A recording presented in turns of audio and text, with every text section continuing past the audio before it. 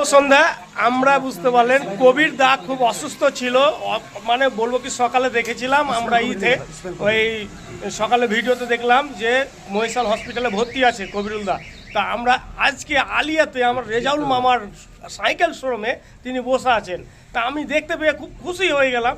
আর এখানে এসে দেখছি একবারে বলবো কি ভালো ভালো একবারে স্টারগুলো এসছে, ভালো ভালো একটা নায়ক এসছে, মানে সবার সাথে একটা উঠা বসা করলে একটু আলাদা অনুভূতি লাগে।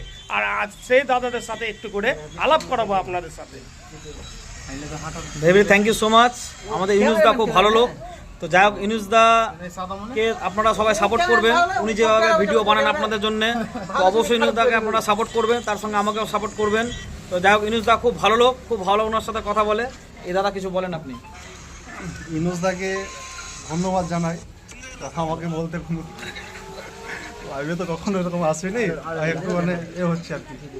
তো আপনি ইউনুসদাকে একটু সাপোর্ট করবেন। হ্যাঁ, ইউনুসদাও ভালো ভালো ভিডিও বানায়, ভিডিও করে, আপনি একদম সাপোর্ট ভালো করে করবেন। তো দাদাকে একটু ফড়িও পাঠিয়ে দিতে হবে, বুঝতে পারলেন? মানে আপনাদের ভালোবাসা ছাড়া হবে না।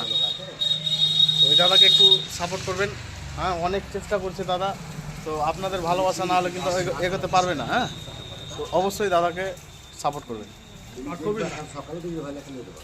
ইউনুসদা খুব ভালো মনের মানুষ, আর সবাই জানে ইউনুসদা একটু রাজনীতিতে যুক্ত আছে, কিন্তু তবুও রাজনীতির বাইরে এসে আমাদেরকে এত সাপোর্ট করে, কি বলবো, এটুকু বলবো ইউনুসদাকে অবশ্যই সাপোর্ট করে। আজকে আমি অলরেডি সুস্থ হয়ে এসেছি, আর ইউনুসদা আমার কাছে সুস্থ হয়ে আমাকে রাস্তায় দেখেই অলরেডি রেজাল্ট ঢুকে পড়লো।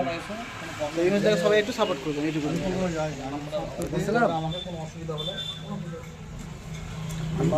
চার নম্বর ভিডিও